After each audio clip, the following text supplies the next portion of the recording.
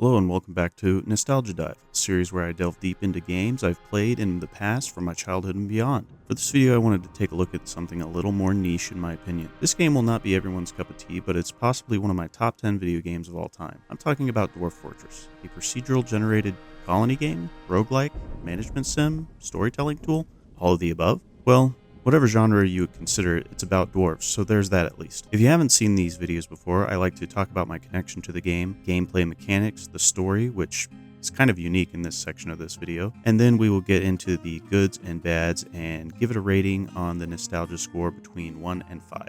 So with that, let's get into Dwarf Fortress. My connection to this game is actually a little funny. So about 8 years ago, I had moved back to my hometown, and at the time I was starting to exclusively get into PC gaming. The main problem, however, at the time was I was still getting settled into my job. I had no money for games really, and I had to use what money I did have to help raise my freshly jellied son. At this point, I was already deep into getting back into Dungeons & Dragons, and I decided a little game to play to take breaks from prep work and world building. I actually wanted to kind of improve my world building abilities by playing things that would give me more inspiration, and just watching videos on the subject killed me since they would make me so damn bored I'd fall asleep. First, I discovered Dwarf Fortress through YouTube. I had actually come across a video by a degenerate that shall not be named for my own personal safety, who did a review that really interested me in the game's modability and player stories. I actually found out through said video that the game was free. I immediately hopped on and gave it a shot. Now, if any of you remember your first time in Dwarf Fortress, especially before the Steam release, it was a hard game to get into. The UI, controls, and even some of the concepts of the game itself were beyond a normal person. So I kind of gave up at first. For about a week it sat on my computer and I was recommended another Dwarf Fortress video, this one being a tutorial video by a beautiful bearded bastard known as Kruggsmash. Now initially I had watched this tutorial video, but then I started to get into his catalog of Let's Plays, I suppose you'd call them. Now the game at the time was graphically impaired back then, so he would do illustrations of the creatures and it really helped me kind of get my own imagination firing, and I wanted to give it a try. I actually used Krug's texture pack the entire time I played the free version of Dwarf Fortress. It made a lot of things clear and readable for me, so I highly recommend it if it is still around. There are others that I thought looked pretty cool, but this was the one that I felt stuck closer to what the OG graphics were originally, but it really gave it a fresh look. Outside of one tutorial video off the internet, I also created my first fort using the Dwarf Fortress wiki, which I will tell you now, if you plan on playing the free version, keep that shit open on the other screen. Learning the controls for free mode was a nightmare for me in my opinion, but some people may take it up easier than others. I actually went back and made a pocket world for the free version for the sake of this video, which I played one fort to see what kind of trouble I could get into. A little more on that later. First, however, I want to talk about the development of the game up to today, which may not be too in-depth. There are plenty of videos out there that go on through the entire history of Dwarf Fortress. I just want to kind of touch on some of the big picture things and maybe stick a magnifying glass on the things that I find a little bit more interesting. Dwarf Fortress began development back in 2002. The main developers of the game were Tarn and Zach Adams, brothers who had actually been fans of games since a very young age. Tarn would only work on Dwarf Fortress as a side project for some time while he worked on his main game, Armagh. This game was a little 3D game that was difficult for Tarn to work on, so in 2004 he switched to working primarily on Dwarf Fortress. During this time, Tarn and Zach founded Bay 12 Games, their game company. Tarn also added PayPal button to his site at Fan Request and was even making a little money, enough to somewhat cover the cost of the website. Sometime in 2006, Tarn decided to work on Dwarf Fortress full-time. He would work hard to develop the game until August, when the first alpha version of the game was released. Donations coming in would allow him to somewhat financially be stable. At this point, Tarn would begin to live solely off the donations. Tarn kept at it for a time, with the game releasing smaller updates here and there, with his brother helping in the writing aspects of the game's design. In 2007, Tarn added Z levels, which is wild to think about when you could only play Dwarf Fortress on a single plane back in the day. You'd have to mine into whatever hill or mountain you'd found yourself on and then work with what space you had. Sometime later, more things got added, things like were creatures and contracting their disease, necromancer towers, undead, vampires, dark experiments, etc. Donations remained pretty stable throughout this time, only ever rapidly increasing if there was a new update. In 2015, Bay 12 Games added a Patreon to their site to continue to support and develop the game. After several more years, Tarn and Zach were seeing some personal health family issues and decided to announce a premium version of Dwarf Fortress, which would be released on Steam itch.io, and this would actually have updated graphics, UI, new music, and this would not affect Bay 12 actually working on the free version of the game. It was just to help further support them financially, as even the Patreon was not going to last forever. To help publish the game, Kitfox Games was decidedly the company to lean on for this venture. Dwarf Fortress Premium would be released in Steam and itch.io on December 6, 2022, which became Steam's best-selling game for a time. It beat the publisher's expectations of sales in its own 2 days. The month after release, it was above $7 million, making Tarn and Zach essentially millionaires overnight. The game continues to get worked on as of recording, and for the foreseeable future, a full release is nowhere in sight. Tarn and Zach have also added another person to their group, a dev going by the internet name Putnam, who works alongside Tarn and Zach as well. This premium version also has Steam Workshop support, which allows plug and play of most mods on there, alongside reintroducing Adventure Mode, which was missing upon release, and they continue to update artwork, music, code, and everything else. Sometimes there's a long wait between updates, and sometimes they may not be major updates. Overall, I really just hope to see more awesome things. I believe in the next few major updates are a rework on sieges, and then potentially myths and magic, which adds more fantastical creatures, biomes, etc. Next on our list is the gameplay and mechanics. Most of this will be pretty vast, but again, I will try to size it down for time. Dwarf Fortress plays loosely like a colony management sim or an adventure RPG, depending on your game mode of choice. First things first, you create a world. This can be a teeny tiny or sprawling landscape. It can be primarily a savage, untamed world, or it can be a colonized landmass with many factions, species, and secret things that I won't spoil here. Depending on the amount of years of history you input at the beginning of world creation, civilizations fall, rise, and fall again, along with the death of history's important figures, which some of you may get to meet during your run. When you begin a basic fortress mode run, you start out with 7 dwarves and a small amount of supplies. Creating a base at first may seem to be daunting with what little you have. However, even just creating a small farm and a cave for your mushrooms to grow increases your survivability exponentially. From these mushrooms, you can get drinks and a decent food source. If you find shallow ore, then you can get to work on a smithy pretty early. If you set up bedrooms for your dwarves and a decent place to eat and be merry while not working, then you have dwarves who won't hate each other and snap each other's necks as much with their left big toe. Fighting and combat in this game is detailed at a hit-to-hit scale, so if your dwarf picks the weapon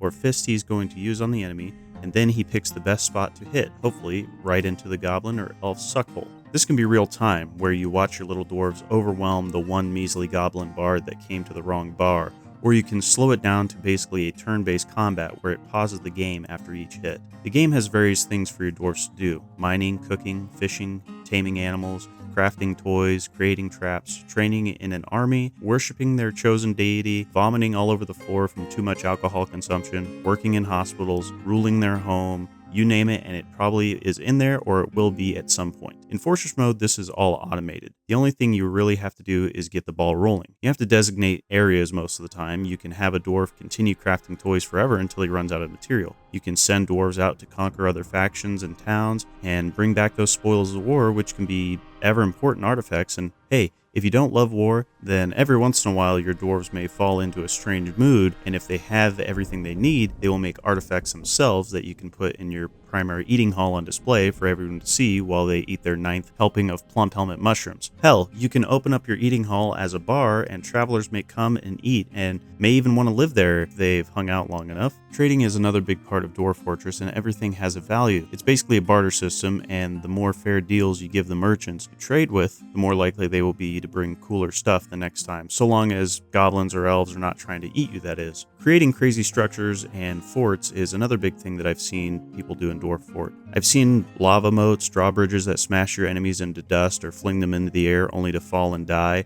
I've seen halls lined with windows for archers to shoot out of. I've seen halls lined with hundreds of traps. You could essentially make a tower defense game out of this if you had enough patience. There are plenty other features in Fort mode that I may not have covered, but those are for you to find out. I feel this game is at its best when you find out how to do something that works or find and reveal a secret that could destroy your fort in minutes. Then you have Adventure Mode, which allows you to be something other than a dwarf and is more of an RPG or roguelike game. You set up your attributes, your equipment. You can even have party members, which have their own equipment and levels. You can ride creatures, travel all over the land you've created, start fights with anyone you want, spread false rumors about yourself or anyone for that matter.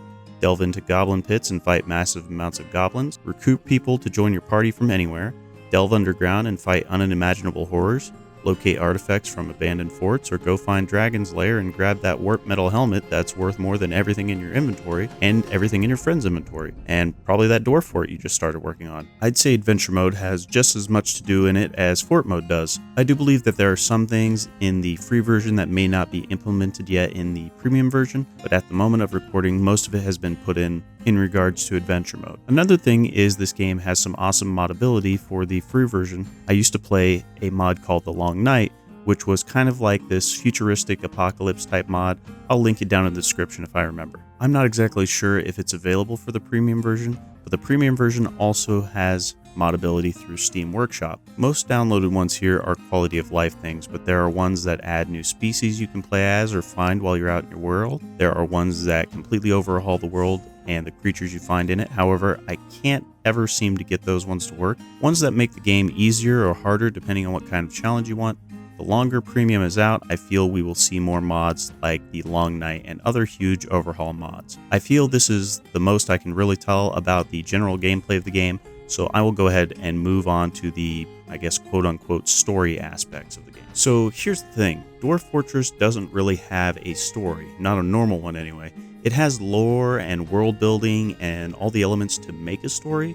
You just have to go out and find one or make one for yourself. This could be as little as your dwarves got married and had a kid, to 100 goblins coming in and riding on beaked dogs to besiege your fort while you only have 10 or 20 able-bodied dwarves to turn back the tide of the goblin horde. I don't want this section to be cut too short, so I will go ahead and I will tell you a story from my own personal time replaying for the making of this video, and it all starts with me building the world. I created a pocket world, the smallest I could make it. I wanted everyone in this land to be as close as possible, so that way there was plenty of new friends and potential enemies. Now the interesting thing about this is that in the free version of the game, and I hadn't realized this until I went back to play the free version for this video, is that it plays almost like the premium version in every way. It only looks slightly different. Of course, the big deal here is that it uses more mouse controls than the free version I played all them years ago. The one from years ago actually has more of a keyboard layout, so even in this version of the game, it's closer to what you would have in the premium version. So I actually did not continue on with the free version, mainly because the ASCII graphics would be a lot harder for you to understand and see. So I just went ahead and switched over to the premium version of the game for the sake of the story section of this video. So for the goal of this fort I was making for this video, I actually only had one real goal in mind. It was actually to get a dwarf fort to last more than 15 years. 15 years was about the longest fort I ever had in this game, so I wanted to kind of surpass that. Spoiler alert, I don't. The first thing I usually do is I find a warm area to live, which I couldn't really find on this small world. That way winter isn't as big as a problem as it could be. We then get a little bit of flavor here when it loads up in our area. This appears every time you start a new dwarf fort. Here is what mine said. You have arrived. After a journey from the mountain homes into the forbidding wilderness beyond, your harsh trek has finally ended. Your party of 7 is to make an outpost for the glory of all of Ishin Kodavakar. There are almost no supplies left, but with stout labor comes sustenance, whether by bolt, plow, or hook. Provide for your dwarves. You are expecting a supply caravan just before winter entombs you, but it is spring now. Enough time to delve secure lodgings ere the Yetis get hungry. A new chapter of Dwarven history begins. Here, at this place. Insert name here. Strike the earth. Now, usually what I do here is I start out by making a farm for my mushrooms underground. A food and drink source is pretty important, so we usually try to establish that right off the bat. As I get that set up, I assign my fisher dwarf to become a miner so I can have 2 guys helping with digging out the beginnings of our fart? What the hell am I even talking about? Usually another layer or 2 down from the farm, I set up what I call the craft hall. This is where all the workshops and offices usually go, so the first few workshops I place are the carpenter, the stoneworker, and the jeweler workshop, as well as one for crafts. I also create some stockpiles near these shops so it's easier for these workers to get their materials. Another layer down in the ground, I set up the design for the primary dining area and meeting hall. This is where most of the dwarves will eat and be merry with each other. I also close this off to residents only, as I have an idea for maybe a public tavern or something similar on the surface at a later time. Still on the same level as the main dining hall, I also set up a work area for a lot of other workshops. Things like the still for brewing alcohol, since dwarves' drink of choice, and then the things to help with butchering, fish cleaning, leatherworking, and the like, so that way we have the ability to kind of set up our own textiles and food. And then to the left of that, I set up our food stockpile, since this is where we will store it all for preparation and consumption. About 5 more layers down, I begin the bedrooms. I usually work on these in groups of 5 or 10, giving the dwarves enough room for a bed, a chest, and a cabinet, which is pretty much the early game setup for a while. I began having dwarves cut wood, and I have the dwarves also set up a trade depot and some offices so I can get a manager, which will allow me to do large orders at a time. This is also where I set up orders for barrels for booze and food and start working on the furniture to flesh out areas around the fort. Usually by this time we have some traders arrive, and usually I try to bolster our drink supplies and food just to make sure we don't run out while setting up our own food and drink production. This is also around the time I try to start setting up a small force, since usually most of my forts die within the first year or so, and with a necromancer tower nearby, as well as for some reason a massive group of large badgers, it makes me nervous not having a group of dwarves ready for defense of our little space. Now, something pretty odd happens here, which probably makes sense when I embarked in this world. It said I was a dying species or something along those lines, but the traders packed up and did not leave. They kind of just hovered around, not going anywhere, and then not even a month or so later, I got a pop-up saying that a certain dwarf was appointed king to our civilization, to which I thought our original mountain home must have been destroyed or something. Up to this point, I had 3 migrant waves, which basically is when new dwarves from your civilization or other colonies hear about how well you're doing, and then it would be a good idea to come over and live here. It seems that the amount is random, but it's possibly dependent on wealth and things of that nature.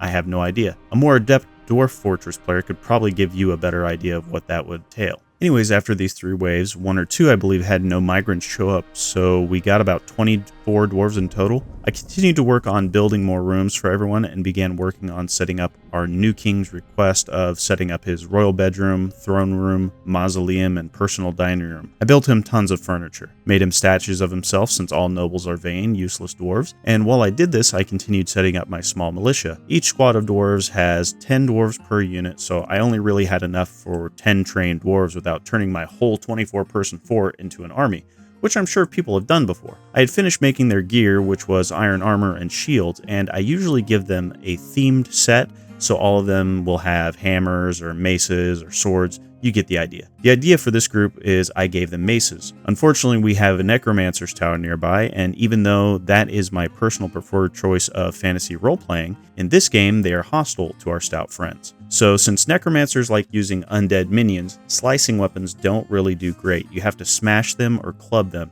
and I thought a few maces would do well. So across the river was a family of badgers. I actually began building a bridge across the deep river since dwarves are not avid swimmers, at least not the ones that I've had to deal with. My goal was to take out these badgers and then begin setting up a public tavern and maybe drawing in some monster slayers and other able-bodied fighters.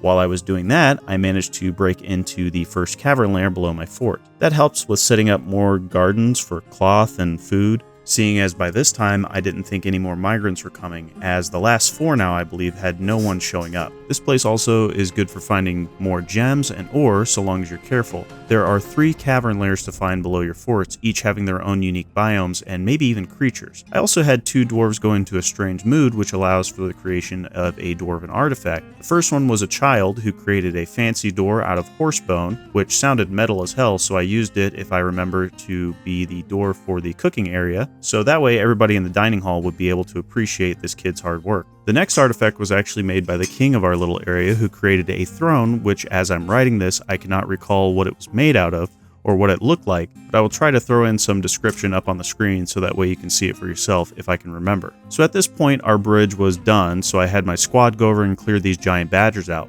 Lucky for me, these guys were scared and ran away from my dwarves and didn't fight at all, so it was not an issue. Other than they were so quick, it did take some time to get them all. About 30 seconds later, this is when I began planning my public tavern on the surface. Sadly, before I could lay any groundwork, our diddly-do neighbor, the necromancer, decided to send a raid to my fort. My dwarves didn't even have time to breathe before these guys showed up on the north side.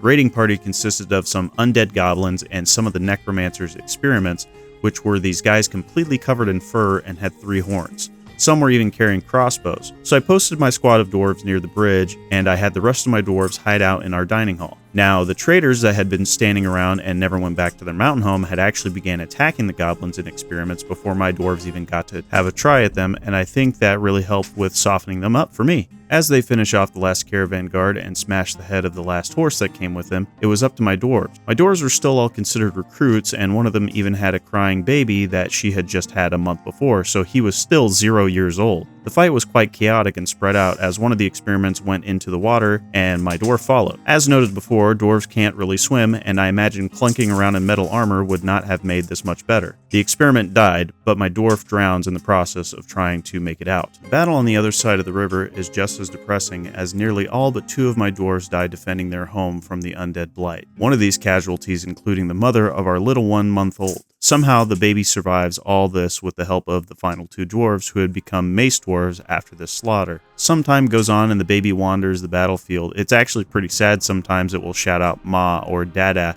right next to his own mother's body. The father was alive at the moment, actually in the process of setting up the graves for the deceased from this battle. In total, we lost 14 dwarves, so I had set up 14 tombs. The baby eventually wandered back into the fort and began hanging out in the food stockpiles. At this point, another migrant wave came and went with no dwarves appearing. I truly believed at this point the dwarves left here in this fort were the last to see this small world. I decided it was best to end their misery and dig out a volcanic wall filled with gems, rubies, and diamonds. Emeralds and more actually began to be collected as one of my legendary dwarves cracked open a pillar, only for the end of this fort to arrive out of one of its pockets. A creature which only those who were there to experience it will know what it actually was. So this was all but one story in Dwarf Fortress, and though it wasn't a very long one, it was definitely one of the stranger ones I've had. I don't think I've ever had an actual king at my location before. I've been close before, but this was the first, and I'm not even sure how I got him. Like I said, I assume it was because my dwarven capital got destroyed or something. Anyway, I think it's time to move on to the goods and bads of the game, and this is all things I've experienced from different versions of the game, so take any criticism with a grain of salt. So the first things first, this game is a story device first and foremost. It has given some great stories, and some stories I've seen of other forts have stuck with me well past their destruction or retirement. I will throw out some here that I think you should look into, and I will try to link some if I can remember to. Kruggsmash's Scorch Fountain, Norken Torad, The Kingdom of Autumn, Red Vault, and Skull Horror. Then you have stories like Boat Murdered and Arch Crystal. Then there are ones like BlindIRL's Long Death, or his challenge forts like Anger Forest, which is no digging. These are all good examples of great stories, but I think making your own is the best way to experience it after getting over the difficulty cliff of learning the game. I'm sure you will get some great stories out of it too. Some of my own stories have even influenced my D&D worlds. Procedural generation of this game is beyond anything you will ever see in anything, even modern day games. It has been tweaked and refined and passed over many times in the last 20-something years. It generates everything down to your dwarf's toenails, fighting, what creatures that appear in the world. All of these things are randomized in a perfect way. While the free version is hard to look at for some, the premium version of the game has updated the graphics so well that I don't think I can really go back to the older version, and they continue to update the sprites and things up to now. I think the biggest drawback of this game is learning how to play and understanding that losing the game is fun. It's one of the game's main mottos. At first, this game can be overwhelming, and the tutorial alleviates some of that, but a lot of the learning you get from this game is learning about things on your own.